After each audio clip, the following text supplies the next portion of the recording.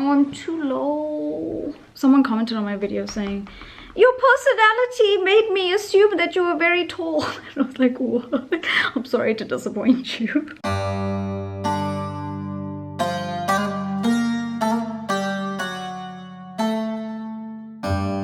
Well, how's it, people? So you're coming to Korea and you just don't know whether it's the right thing to do or the wrong thing to do, and you need to weigh up a list of pros and cons, but you're too lazy to do it yourself. Well, look no further than this little rectangle over here, because I'm about to do it for you. You're welcome. Honestly, I wish I had this video back in the day when I went to Korea in 2011. I wish I had content like this because I didn't even know what I was doing. I didn't have a list of pros and cons. I didn't have these videos. I was like, you know what? If I die, I die. If I don't die, then I don't die. And that's how I went to Korea. So you guys are really lucky. Before I start this video, I'm just gonna say a little disclaimer. The pros and cons of teaching in Korea, from my perspective, it's based on working at a public school. I've never taught at a hagwon in Korea, or a private institution, if you will. And I'm pretty sure that if you ask a hagwon teacher about the pros and cons of teaching in Korea, theirs will probably differ to mine working at a public school. Okay, so without further ado, let's get this show on the road, because I feel like this video has the potential to be 5 hours long. We'll start with a very obvious pro of teaching in Korea, and that is, well, you get to be in Korea. You get to travel within Korea, and you get to travel with, I was gonna say without Korea. What is the opposite of within? You get to travel outside Korea.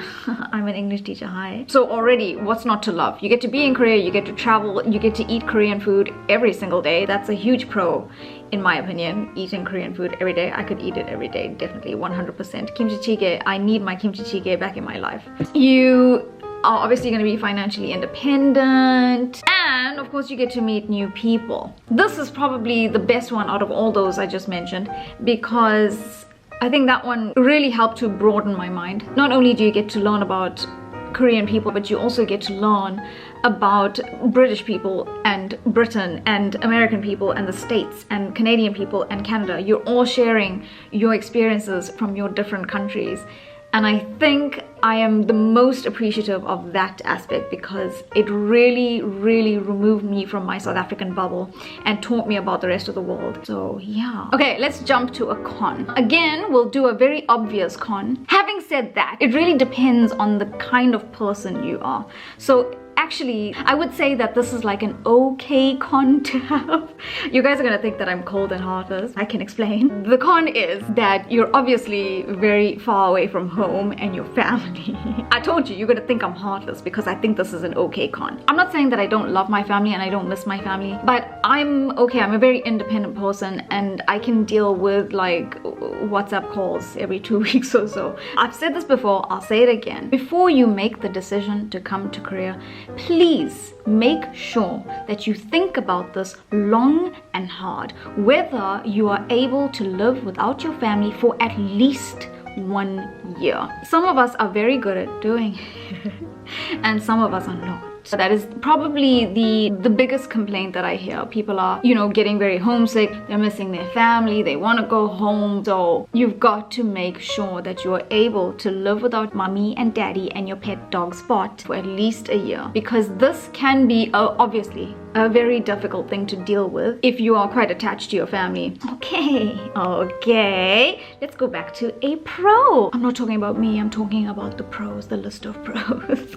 So I'm gonna jump to the pro that has probably made the biggest impact on my life. And that is teaching in Korea. It builds your confidence. When I was in school and university, I was quiet as a mouse. I did not speak. I did not open my mouth. I had no self-esteem. The only thing I wanted in the world was for the world to open up and swallow me. And then I got to Korea. Suddenly I was forced to speak to a room of people every single day. You don't even know it, but your confidence is building every single day. 10 years later, my confidence is kind of like through the roof now. And honestly 95% of that is thanks to teaching in Korea, because basically teaching in Korea, that is basically like public speaking every day. The way teaching in Korea has helped my confidence, I think that is the one thing that I am the most appreciative of. And I know you think I'm just saying that like, oh, she's being all noble, she doesn't want to say the money and whatever. No, it's definitely what it's done for my confidence. Seriously, I'm like a new person. I feel like a new person. Let's go to another con. How should I put this? We'll call it the last minute culture of Korea. This is probably one of the biggest cons of teaching in Korea. If you're a foreign teacher, you'll just know exactly what I'm talking about. Basically, what I mean by last minute culture is everything changes like every day. Every day. It's not like every week, no, every day. I'm sorry, I'm hitting the table and the camera's shaking, sorry.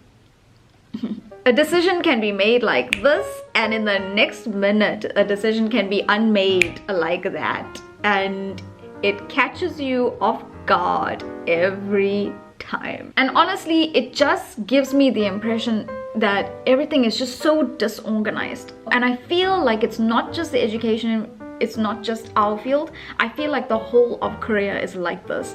And honestly, I don't know how they get things done. You know how they say like it's organized chaos? No, Korea is like disorganized chaos. But somehow they get things done. Somehow they hold their country together. Somehow they are like the 13th strongest economy in the world. And I'm just like, how? Because everyone's just running around and things are changing all the time. In your school, you'll be so prepared for your classes.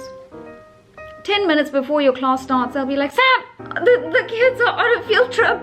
Your class is cancelled. And you'll be like, okay, this information would have been lovely half an hour ago, because I'm pretty sure you knew about the school trip ages ago. But anyway, your class is not cancelled. 2 minutes before that class was supposed to start, they'll be like, Sam, the students came early from their field trip. You got a class, go to class. And you're like, I love Korea, I love Korea, I love Korea. Or your co-teacher will come to you and she'll be like, Sam, you have an open class in 2 days' time. An open class is when you open your class to like not just the students, but to their parents and sometimes board of education members. People will come from outside to watch your class. So now your class is not just a class, it's like a show. Sometimes there will be cameras and it's a big deal. But they'll come to you on Monday and they'll be like, Sam, you have an open class on Wednesday. Can you prepare? And you obviously can't say no, because you just got to do it. And you're like, how did you not know about this open class a week ago? And then guess what? You've prepared for your open class. Open class comes 5 minutes before the open class. They'll be like, Sam, there's been a change in the timetable. Your open class is cancelled. I know you think I'm exaggerating, but I'm really not. You've got to be so quick on your feet. You've got to be so flexible, so adaptable. You can't complain. You just got to go with the flow. If you complain about it every time, you're gonna go nuts and you're gonna explode. So you just gotta do it. Okay, we'll go back to another pro. You know what? Teaching is stressful, definitely. Like teaching 24 kids. It's stressful, but in all honesty, it's a lot of fun. The kids, they're just so lovely, most of them. Some of them are she-devils and demons, but for the most part, they're so lovely, they're so funny, and they're so cute, and they're so silly. I am predominantly a middle school teacher. Middle school is from grade 7 to grade 9, and that is the best age group. I love them so much. Grade 7 to grade 9, they're miserable about life, I'm miserable about life, and we bond over that. But also they come to me with their boyfriend troubles, and I have zero experience in that, but I give them advice anyway. They'll learn something from whatever English sitcom that they're watching, and they'll come so excitedly to tell you what they've learned. They'll laugh about it, I'll laugh about it, we'll bond. And then with the elementary kids, they're so cute, most of them. Some of them are she-devils and some of them are demons.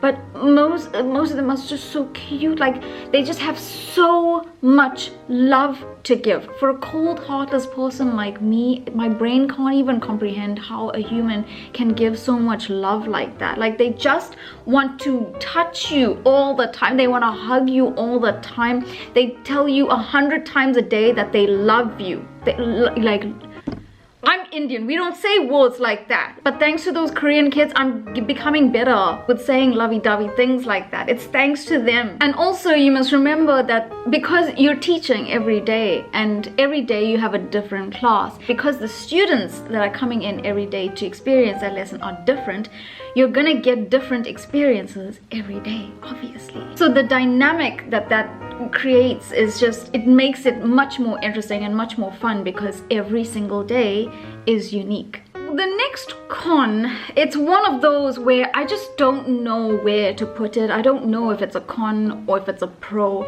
but the general consensus is it's a con.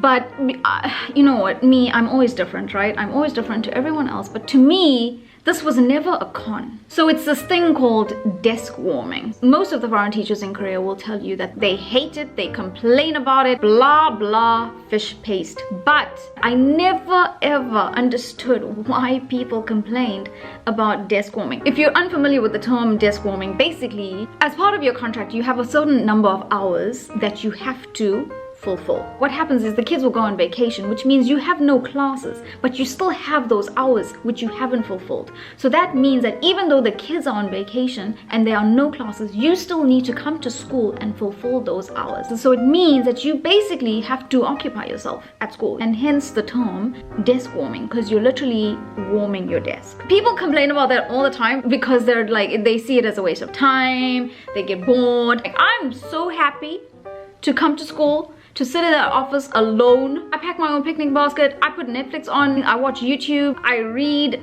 Guys, if you have hobbies, desk warming should not be a problem. Study, teach yourself a skill, find a hobby. I do not understand why this is a problem. I'm gonna get shot down by foreigners watching this.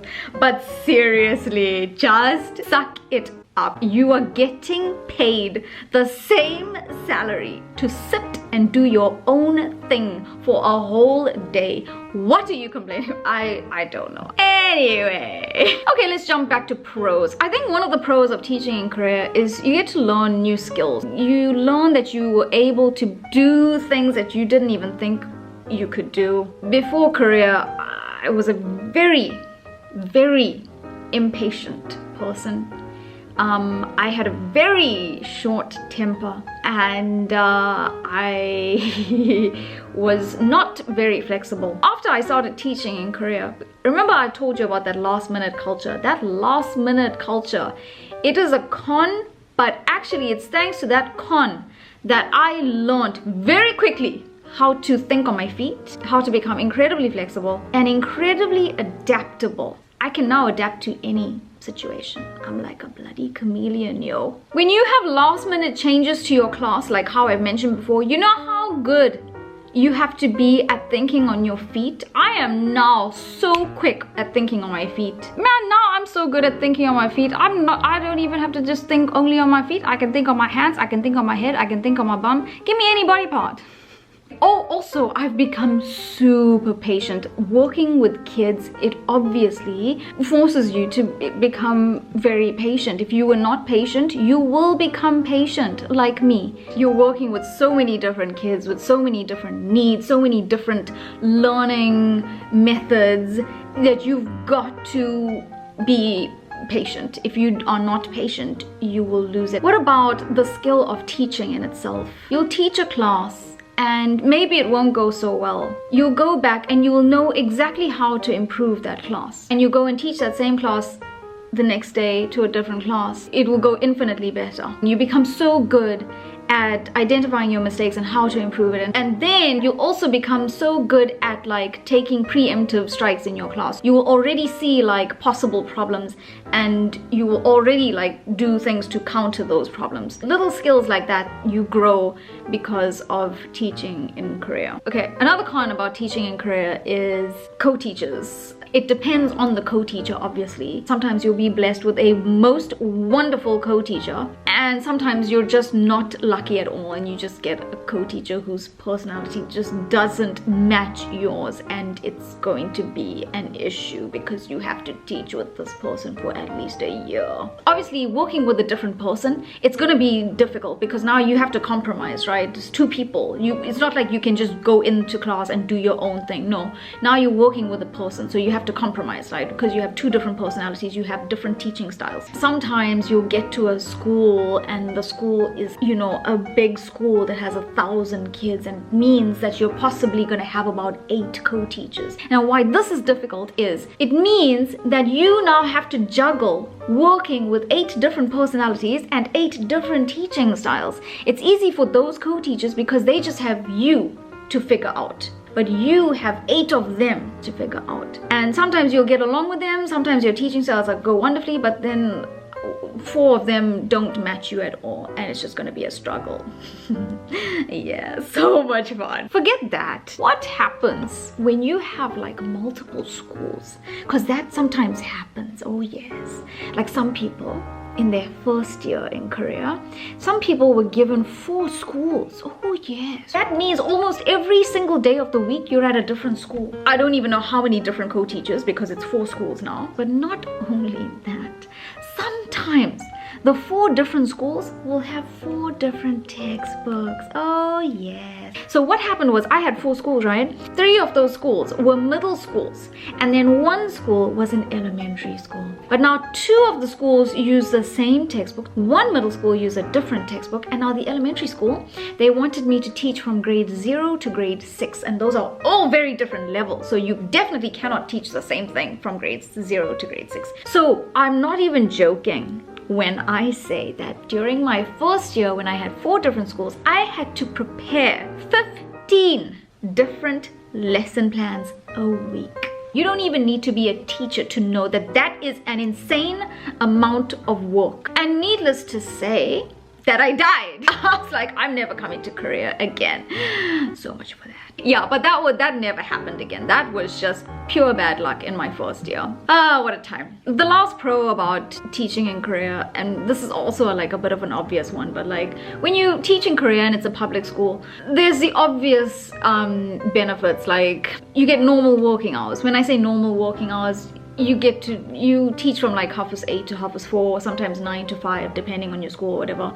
It's just like normal working hours, which means you can have a normal routine. You can still do like normal things after work. It sounds very obvious to you to have normal working hours, but like it's different to a Hagwon, for example, where Hagwon people, they sometimes start at like 1 p.m. and end at 9 p.m. and maybe a Hagwon person will tell you that that works for them. I told you pros and cons will be different because, you know, you can do stuff during the day or whatever before work starts, but I think I'd prefer to have normal working hours and do things in the evening and just have a normal routine. I don't know if I would want to come home from work at 9 p.m. And obviously at a public school you'll have like stable working conditions. I say this because, you know, Hagwons are sometimes a little bit questionable when it comes to working conditions, but at least, you know, at a public school you'll have like stable working conditions 99.9% of the time. You know, you'll get paid on time and you get all the benefits. It's just very stable and you're safe. Okay, the last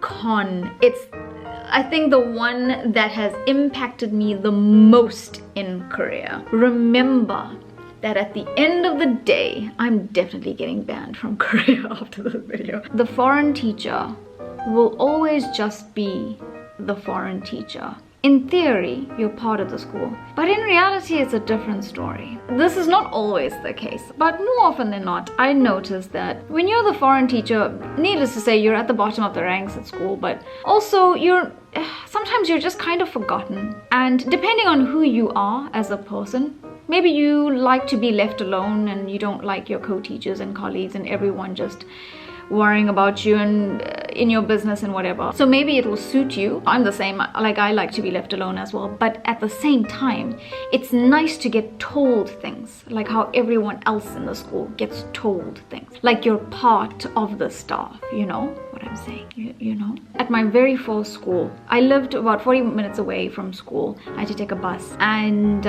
one day it was like, I think minus 15 degrees, and it was snowing, but anyway, I went to school because in Korea you only don't go to school if you're dead. But when I got to school, the school was locked and there was not a soul in sight. Only one soul, that was mine. So I phoned my co-teacher and I was like, "Yobaseo, WTF?" And she was like, "Oh, Sam, did no one tell you school is closed today because of the snow?" And I was like, "You are my Korean mom. If you're not telling me, definitely no one is telling me." So she was like, "Oh, I'm so sorry. Please go back home." But it seemed like, since no one was at school, it seemed like everyone got told except little old Sam. Yeah, so little things like that. It seems like it's convenient for them when you're part of the school, and when it's not convenient for them, well, then you're just like an extra. Really, really frustrating. I don't know when people are going to understand that communication is key. It doesn't matter what situation we are in. It doesn't matter if it's business. It doesn't matter if it's work. It doesn't matter if it's a relationship. It doesn't matter if it's a friendship. Communication is key. Without communication, we crumble. That is probably the biggest problem with teaching in Korea. The lack of communication and just the mishaps that it leads to. A lot of the awkward moments in Korea are a result of a lack of communication. It's a very difficult thing to deal with. Oh my gosh, hi. I forgot to mention one major con. And that is the lack of... I'm being watched by a monkey. Look at this. Do you see it? Come here. Do you see it? He's just standing there and watching me. Like the whole time I've been filming, he's been enjoying it so much. One of the major cons about teaching in Korea is the lack of progression, meaning you will always just be a native English teacher. There's no way for you to progress. No way for you to get a promotion, really. That is all you will remain when you take up that job in Korea. So if you ever want to be anything more than that in Korea, don't even waste your time. You're going nowhere. This is such a great angle. I'm not sure why I chose this angle, but it's so flattering. Oh my god. Okay, I think that's about it. I mean, I'm pretty sure there are a whole lot more, but I think those are the ones that like impacted me the most. I hope this helped you. They were very specific and very much related to my specific experiences, but I hope that you gained something out of that. I do realize that a lot of you are planning to go to Korea in August. I hear that they have lifted the ban on South Africans and South Africans can finally go back to Korea. So if you are one of those going in August and you're busy with the documentation process as we speak, congratulations. I wish you well. Listen, the biggest pro that trumps all the pros and all the cons is it is going to be the most fun experience of your life. It is just so much fun that you're probably going to stay for more than 1 year. Take it from the person who ended up staying for almost a decade. Don't forget, if you liked the video, give it a like. If you didn't like the video, give it a like anyway. Don't forget to follow me on all the social medias. Don't forget to subscribe to my channel. Don't forget to join my channel. And I will see you next time with a new video. Goodbye.